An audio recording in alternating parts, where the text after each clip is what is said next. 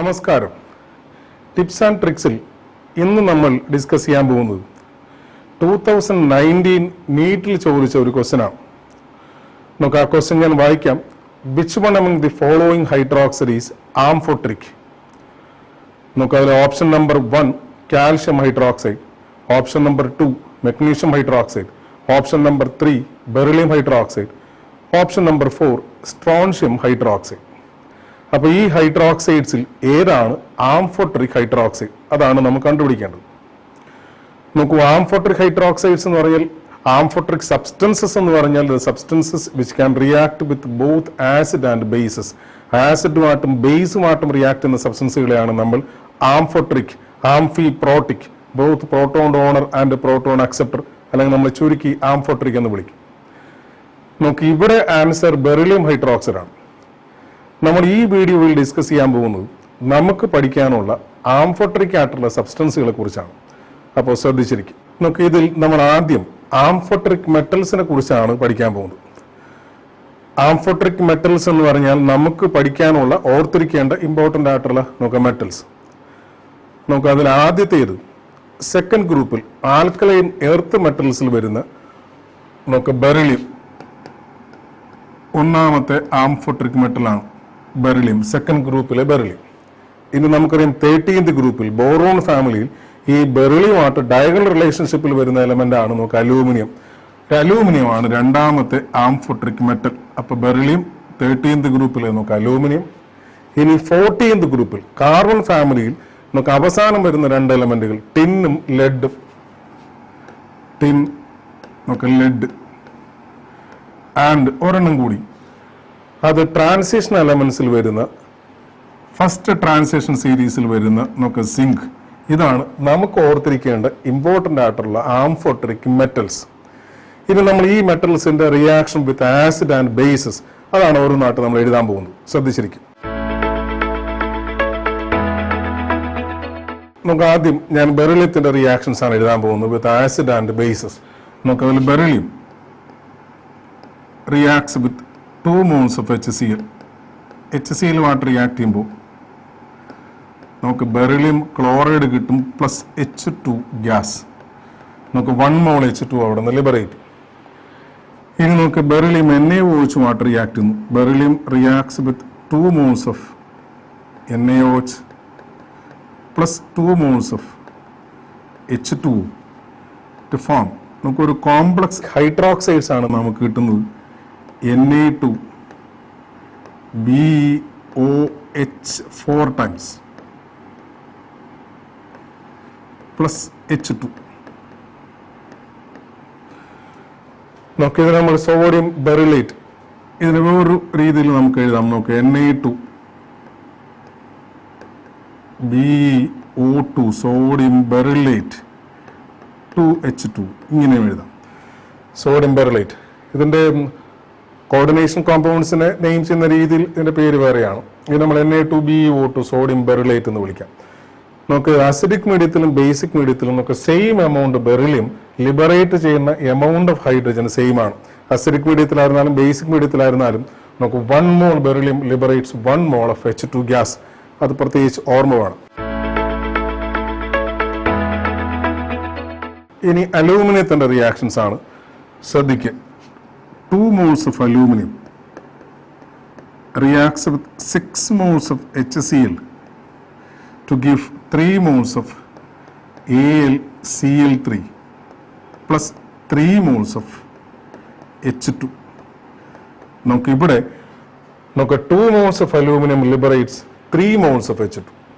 നമുക്ക് ഇനി basic മീഡിയത്തിലെ reaction 2 moles of aluminum reacts with 2 moles of NaOH plus 6 moles of H2O to give, ഇവിടെയും complex hydroxide തന്നെയാണ്. നമുക്ക് NaAlOH 4 times.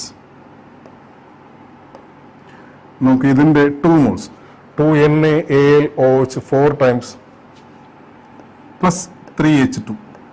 അപ്പൊ ഇവിടെയും നമുക്ക് 3 moles of H2 ആണ്. അപ്പോൾ ബെറിലിയവും നമുക്ക് അതുപോലെ അലൂമിനിയവും അസിഡിക് മീഡിയത്തിലും നമുക്ക് ബേസിക് മീഡിയത്തിലും നമുക്ക് ലിബറേറ്റ് ചെയ്യുന്ന ഹൈഡ്രജന്റെ എമൗണ്ട് സെയിം ആണ്. ഇത് മുമ്പ് എൻട്രൻസിന് ചോദിച്ചിട്ടുള്ളതാണ്, അതുകൊണ്ടാണ് പ്രത്യേകിച്ച് എടുത്തു പറയുന്നത്. നമുക്ക് ഇനി സിങ്കിന്റെ റിയാക്ഷൻസ് ആണ്. നമുക്ക് സിങ്കിന്റെ റിയാക്ഷൻ ബെറിലിയത്തിന്റെ റിയാക്ഷൻ പോലെയാണ്. It reacts with 2 moles of HCl അല്ലെങ്കിൽ 1 mole of സൾഫ്യൂരിക് ആസിഡ്. എന്നിട്ട് നോക്കി അതിന്റെ salt ZnCl2 plus H2. Sulphuric acid ആണെങ്കിൽ ZnSO4 കിട്ടും, സിങ്ക് സൾഫേറ്റ്. ഇനി നമുക്ക് ബേസുമായിട്ടുള്ള reaction Zn reacts with 2 moles of NaOH and 2 moles of water to form. ഇവിടെയും കോംപ്ലക്സ് ഹൈഡ്രോക്സൈഡ് തന്നെ Na2 Zn OH 4 times plus H2. നോക്കി ഇവിടെയും സെയിം എമൗണ്ട് സിങ്ക് ലിബറേറ്റ് ചെയ്യുന്ന ഹൈഡ്രജന്റെ എമൗണ്ട് സെയിം ആണ്. അപ്പൊ ഈ 3 കേസിലും നോക്കി സെയിം എമൗണ്ട് മെറ്റൽ അസിഡിക് മീഡിയത്തിലും ബേസിക് മീഡിയത്തിലും ലിബറേറ്റ് ചെയ്യുന്ന ഹൈഡ്രജൻ നമുക്ക് സെയിം ആണ്. നോക്കൂ, രണ്ടാമതായി ആംഫോട്രിക് ഹൈഡ്രോക്സൈഡ്സ് ആണ് നമ്മൾ പഠിക്കാൻ പോകുന്നത്. ആംഫോട്രിക് ഹൈഡ്രോക്സൈഡ്സ് ഓർത്തിരിക്കാൻ എളുപ്പമാണ്, നമുക്ക് ശ്രദ്ധിച്ചിരിക്കും. നമുക്ക് നമ്മളിപ്പോൾ പഠിച്ച ആംഫോട്രിക് മെറ്റൽസ്, ഒന്നാമത്തേത് നമുക്ക് ബെറിലിയം, സെക്കൻഡ് ഗ്രൂപ്പിലെ ബെറിലിയം. അപ്പോൾ ബെറിലിയത്തിന്റെ ഹൈഡ്രോക്സൈഡ് ആംഫോട്രിക് ആണ്. രണ്ടാമത് നമ്മൾ പഠിച്ച മെറ്റൽ നമുക്ക് 13th ഗ്രൂപ്പിലെ അലൂമിനിയം, ബോറോൺ ഫാമിലിയിൽ വരുന്ന അലൂമിനിയം. അപ്പോൾ അലൂമിനിയത്തിന്റെ ഹൈഡ്രോക്സൈഡ് നമുക്ക് ആംഫോട്രിക് ആണ്. ഇവിടെ ഒരു ഹൈഡ്രോക്സൈഡ് കൂടെ വരുന്നു. 13th ഗ്രൂപ്പിൽ തന്നെ അലൂമിനിയത്തിന്റെ തൊട്ട് താഴെ വരുന്ന ഗാലിയം ഹൈഡ്രോക്സൈഡ്, ഇതും ആംഫോട്രിക് ആണ്. അപ്പോൾ ഇതൊരെണ്ണം മാത്രമേ നമുക്ക് അഡീഷണൽ ആയിട്ട് വരുന്നുള്ളൂ, GaOH ത്രൈസ്. ഇനി 14th ഗ്രൂപ്പിൽ നമ്മൾ പറഞ്ഞ ടിന്നിന്റെ ഹൈഡ്രോക്സൈഡ്, പിന്നെ ലെഡിന്റെ ഹൈഡ്രോക്സൈഡ്. നമുക്ക് പിന്നെ അവസാനം നമ്മൾ പഠിച്ച സിങ്ക്. ഇത്രയും ഹൈഡ്രോക്സൈഡ്സ് ആണ് നമുക്ക് പഠിക്കാനുള്ളതിൽ വെച്ചിട്ട് ഇമ്പോർട്ടൻ്റ് ആയിട്ടുള്ള ആംഫോട്രിക് ഹൈഡ്രോക്സൈഡ്സ്. നമുക്ക് beryllium hydroxide, aluminium hydroxide, gallium hydroxide, നമുക്ക് tin hydroxide, lead hydroxide and zinc hydroxide. ഇതെല്ലാം ആസിഡുമായിട്ടും നമുക്ക് ബേസുമായിട്ടും റിയാക്ട് ചെയ്യും. നമുക്ക് ഫോർ എക്സാമ്പിൾ ബെറിലിയം ഹൈഡ്രോക്സൈഡ് നമുക്ക് ആസിഡുമായിട്ട് റിയാക്ട് ചെയ്യും, HCl-ലുമായിട്ട് റിയാക്ട് ചെയ്യുമ്പോൾ ബെറിലിയം ക്ലോറൈഡും പ്ലസ് 2H2. അതുപോലെ ഇത് ബേസുമായിട്ട് റിയാക്ട് ചെയ്യും, BOH twice reacts with 2 moles of NaOH. ഇപ്പോൾ Na2 BO2 sodium beryllate plus 2 moles of H2. നമുക്കിത് സോഡിയം ബെറിലേറ്റ്.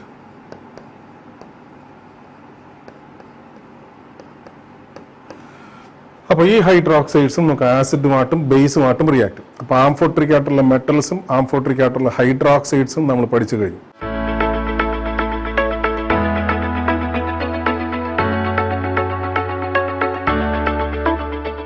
നോക്കൂ, മൂന്നാമതായി നമ്മൾ പഠിക്കാൻ പോകുന്നത് ആംഫോട്രിക് ഓക്സൈഡ്സ് ആണ്. ഇമ്പോർട്ടൻ്റ് ആയിട്ടുള്ള ആംഫോട്രിക് ഓക്സൈഡ്സ് ഇങ്ങോട്ട് ശ്രദ്ധിച്ചിരിക്കും.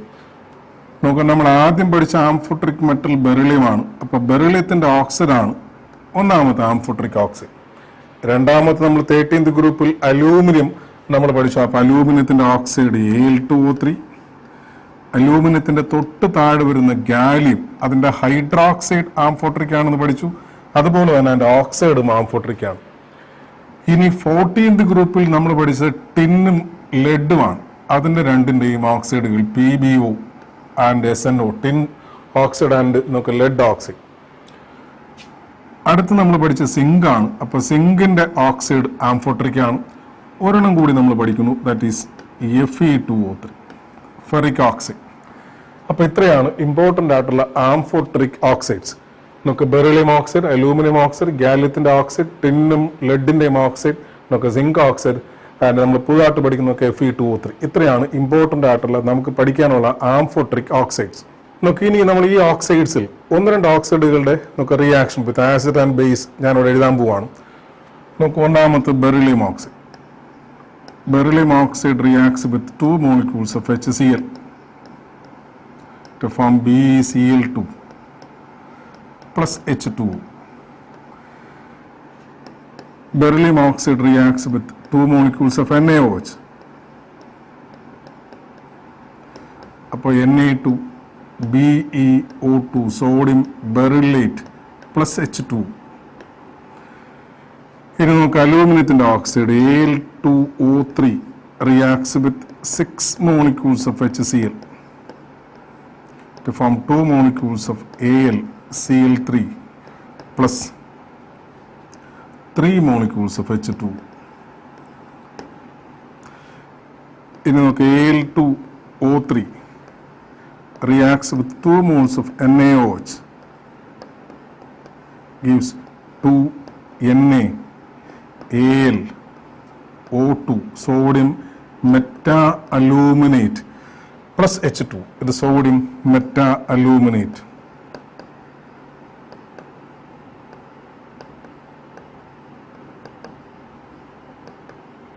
sodium meta-aluminate. നമുക്ക് ഇനി ഒരു പോയിന്റ് കൂടി നാലാമതായിട്ട് നമ്മൾ കമ്പയർ ചെയ്യാൻ പോകുന്നത് നമുക്ക് oxides of chromium and manganese. നമ്മൾ ട്രാൻസിഷൻ മെറ്റൽസിൽ 3D സീരീസിൽ വരുന്ന ഫസ്റ്റ് ട്രാൻസിഷൻ സീരീസിൽ വരുന്ന എലമെന്റ്സ് ആണ് ക്രോമിയവും മാംഗനീസും. നമുക്ക് ആ സീരീസിൽ ഏറ്റവും കൂടുതൽ ഓക്സൈഡുകൾ ഫോം ചെയ്യുന്ന 2 എലമെന്റുകളാണ് ക്രോമിയവും മാംഗനീസും. ഈ ക്രോമിയത്തിൻ്റെയും മാംഗനീസിൻ്റെയും ഓക്സൈഡുകളുടെ നമുക്ക് അസിഡിക് ബേസിക് ആംഫോട്രിക് ക്യാരക്ടറാണ് നമ്മൾ ഇനി കമ്പയർ ചെയ്യാൻ പോകുന്നത്. നമുക്ക് 3D സീരീസിലെ എലമെന്റ്സിന്റെ ഓക്സൈഡ്സിന്റെ പ്രത്യേകത നമുക്ക് അതിന്റെ ലോവസ്റ്റ് ഓക്സിഡേഷൻ സ്റ്റേറ്റിലുള്ള ഓക്സൈഡ് നമുക്ക് അതാണെങ്കിൽ ബേസിക് ആയിരിക്കും. നിങ്ങൾ D&F ബ്ലോക്ക് എലമെന്റ്സിൽ പഠിച്ചിട്ടുണ്ടാവും. നമുക്ക് 3D സീരീസിലെ എലമെന്റ്സിന്റെ നമുക്ക് ഓക്സൈഡുകളിൽ ലോവസ്റ്റ് ഓക്സിഡേഷൻ സ്റ്റേറ്റിലുള്ള ഓക്സൈഡുകൾ നമുക്ക് ബേസിക് ആയിരിക്കും. ഏറ്റവും ഹയസ്റ്റ് ഓക്സിഡേഷൻ സ്റ്റേറ്റിലുള്ള ഓക്സൈഡ് ആണെങ്കിൽ അസിഡിക് ആയിരിക്കും. ഇന്റർമീഡിയറ്റ് ഓക്സിഡേഷൻ സ്റ്റേറ്റിലുള്ള ഓക്സൈഡുകൾ ആംഫോട്രിക് ആയിരിക്കും. അപ്പോൾ ഇവിടെ ആംഫോട്രിക് അസിഡിക് ബേസിക് ഓർത്തിരിക്കാൻ എളുപ്പമുണ്ട്. നമുക്ക് ലോവസ്റ്റ് ഓക്സിഡേഷൻ സ്റ്റേറ്റിലുള്ളത് ബേസിക്, ഹയസ്റ്റ് ഓക്സിഡേഷൻ സ്റ്റേറ്റിലുള്ളത് അസിഡിക്, ഇന്റർമീഡിയറ്റ് ഓക്സിഡേഷൻ സ്റ്റേറ്റിലുള്ളത് ആംഫോട്രിക്. നമുക്ക് ഫോർ എക്സാമ്പിൾ ക്രോമിയം നമുക്ക് ഫോം ചെയ്യുന്ന ഇമ്പോർട്ടൻ്റ് ആയിട്ടുള്ള ഓക്സൈഡുകളാണ് CrO, Cr2O3, CrO2, CrO3. നമുക്ക് ഇവിടെ ക്രോമിയത്തിന്റെ ഓക്സിഡേഷൻ സ്റ്റേറ്റ് +2 ആണ്.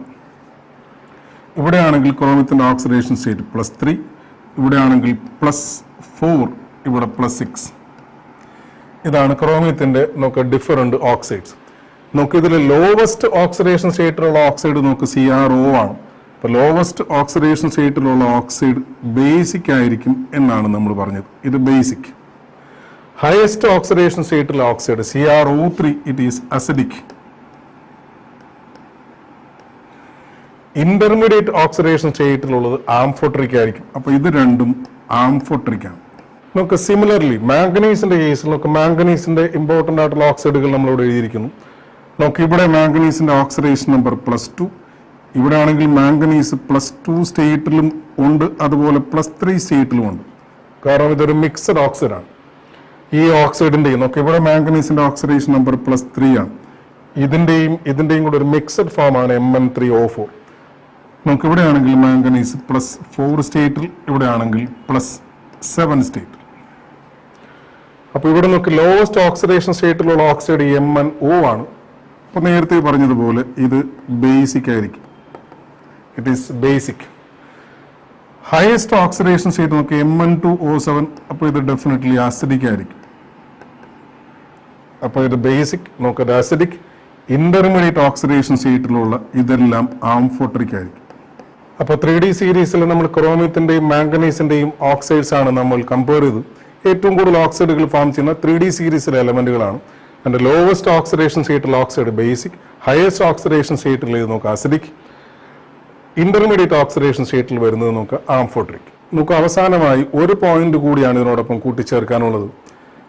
നമുക്ക് 3D സീരീസിൽ വരുന്ന വേറൊരു എലമെന്റ് ആണ് വനേഡിയം. വനേഡിയത്തിന്റെ നമുക്ക് ഇമ്പോർട്ടൻ്റ് ആയിട്ടുള്ള ഓക്സൈഡ്സ് ആണ് V2O3, V2O4, V2O5.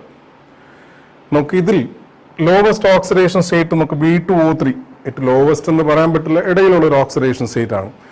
നമുക്ക് ഈ വനേഡിയത്തിന്റെ trioxide it is basic in nature. ഇത് ബേസിക് ആണ്. B2O4 ആണെങ്കിൽ ഇറ്റ് ഈസ് ലെസ് ബേസിക്. അതിന്റെ ബേസിക് നേച്ചർ കുറവാണ് എങ്കിലും അത് ബേസിക് ആണ്. Vanadium pentoxide is amphoteric. വേറൊരു ഇമ്പോർട്ടൻ്റ് ആയിട്ടുള്ള ആംഫോട്രിക് ഓക്സൈഡ് ആണ് നമുക്ക് vanadium pentoxide. Vanadium pentoxide NCERT ടെക്സ്റ്റിൽ തന്നെ നമുക്ക് ഒരു കോണ്ടെക്സ്റ്റിൽ അത് അസിഡിക് എന്ന് കൊടുത്തിരിക്കുന്നു. പക്ഷെ വനേഡിയം പെന്റോക്സൈഡ് നമുക്ക് ആംഫോട്രിക് ആണ്. അത് ആസിഡുമായിട്ടും റിയാക്ട് ചെയ്യും, അതുപോലെ തന്നെ ബേസുമായിട്ടും റിയാക്ട് ചെയ്യും. ആസിഡുമായിട്ടും ബേസുമായിട്ടും റിയാക്ട് ചെയ്യുമ്പോൾ കിട്ടുന്ന നമുക്ക് അതിൻ്റെ സോൾട്ടുകൾ മുമ്പ് എൻട്രൻസിന് ചോദിച്ചിട്ടുണ്ട്. അപ്പോൾ D&F ബ്ലോക്ക് എലമെന്റ്സ് പഠിക്കുമ്പോൾ നമുക്കത് പ്രത്യേകിച്ച് നോട്ട് ചെയ്യണം. വനേഡിയം പെന്റോക്സൈഡ് ഒരു ആംഫോട്രിക് ഓക്സൈഡാണ്. ആസിഡുമായിട്ടും റിയാക്ട് ചെയ്യും, നമുക്ക് ബേസുമായിട്ടും റിയാക്ട് ചെയ്യും. പക്ഷെ ആ കുറച്ച് അസിഡിക് നേച്ചർ അതിന് കൂടുതൽ ആണെന്നേ ഉള്ളൂ. അപ്പോൾ ഇത്രയാണ് നമുക്ക് ഈ ആംഫോട്രിക് സബ്സ്റ്റൻസുകളെ കുറിച്ച് പഠിക്കാനുള്ളത്. നമുക്ക് ഇതുവരെ നമ്മൾ പഠിച്ച കാര്യങ്ങൾ ഞാനൊന്ന് ബ്രീഫ് ചെയ്ത് പറയാം, ശ്രദ്ധിച്ചിരിക്കുക. നമുക്ക് ഒന്നാമത്തെ point amphoteric metals. Amphoteric metals നമുക്ക് beryllium, aluminium, tin, lead, zinc. ഇത്രയാണ് ഇമ്പോർട്ടൻ്റ് ആയിട്ടുള്ള ആംഫോട്രിക് ആയിട്ടുള്ള മെറ്റൽസ്. നമുക്ക് ആംഫോട്രിക് ഹൈഡ്രോക്സൈഡ്സ്. ആംഫോട്രിക് ഹൈഡ്രോക്സൈഡ്സ് നമുക്ക് ബെറിലിയത്തിൻ്റെ ഹൈഡ്രോക്സൈഡ്, നമുക്ക് അലൂമിനിയത്തിൻ്റെ ഹൈഡ്രോക്സൈഡ്, അലൂമിനിയത്തിൻ്റെ തൊട്ട് താഴെ വരുന്ന ഗാലിയത്തിൻ്റെ ഹൈഡ്രോക്സൈഡ് കൂടെ വരുന്നു. നമുക്ക് GaOH ത്രൈസ് ഗാലിയം ഹൈഡ്രോക്സൈഡ്, നമുക്ക് SnOH ടോയ്സ് ടിന്നിൻ്റെ ഹൈഡ്രോക്സൈഡ്, ലെഡിൻ്റെ ഹൈഡ്രോക്സൈഡ്, നമുക്ക് സിങ്ക് ഹൈഡ്രോക്സൈഡ്. വേണമെങ്കിൽ ഒരെണ്ണം കൂടി പറയാം. നമുക്ക് വേറെ ആംഫോട്രിക് ആയിട്ടുള്ള ഹൈഡ്രോക്സൈഡ് ആയിട്ട് വരാൻ സാധ്യതയുള്ള ക്രോമിയം ഹൈഡ്രോക്സൈഡാണ്. അതിനെക്കുറിച്ച് നമുക്ക് കാര്യമായിട്ട് പഠിക്കാനില്ല. അപ്പോൾ ഇത്രയാണ് ആംഫോട്രിക് നമുക്ക് ഹൈഡ്രോക്സൈഡ്സ്. ഇനി ആംഫോട്രിക് ഓക്സൈഡ്സ്. ആംഫോട്രിക് ഓക്സൈഡ്സ് നമുക്ക് ബെറിലിയത്തിൻ്റെ ഓക്സൈഡ്, അലൂമിനിയത്തിൻ്റെ ഓക്സൈഡ്, തൊട്ട് താഴെ വരുന്ന ഗാലിയത്തിൻ്റെ ഓക്സൈഡ്, ടിൻ ഓക്സൈഡ്, നമുക്ക് ലെഡിൻ്റെ ഓക്സൈഡ്, പിന്നെ നമുക്ക് Fe2O3 ഫെറിക് ഓക്സൈഡ്. ഇത്രയാണ് ഇമ്പോർട്ടൻ്റ് ആയിട്ടുള്ള ആംഫോട്രിക് ഓക്സൈഡ്സ്. ഇനി നമുക്ക് ആംഫോട്രിക് ഓക്സൈഡ്സ് ഓഫ് ക്രോമിയം. ക്രോമിയത്തിൻ്റെ ആംഫോട്രിക് ഓക്സൈഡ്സ് ആ ഇന്റർമീഡിയറ്റ് ഓക്സിഡേഷൻ സ്റ്റേറ്റിലുള്ള ഓക്സൈഡ്സ്. നമുക്ക് CrO2, Cr2O3. മാംഗനീസിൻ്റെതും ആ ഇന്റർമീഡിയറ്റ് ഓക്സിഡേഷൻ സ്റ്റേറ്റിലുള്ള ഓക്സൈഡുകളാണ് നമുക്ക് Mn3O4, Mn2O3, MnO2. വനേഡിയത്തിൻ്റെ ആംഫോട്രിക് ഓക്സൈഡ് നമുക്ക് വനേഡിയം പെന്റോക്സൈഡ്. അപ്പോൾ ഇത്രയൊക്കെയാണ് എൻ്റെ ഓർമ്മയിലുള്ള ഇമ്പോർട്ടൻ്റ് ആയിട്ടുള്ള ആംഫോട്രിക് ആയിട്ടുള്ള സബ്സ്റ്റൻസസ്. അടുത്ത വീഡിയോയിൽ നമുക്ക് പുതിയൊരു ക്വസ്റ്റ്യനുമായിട്ട് കാണാം. Thank U.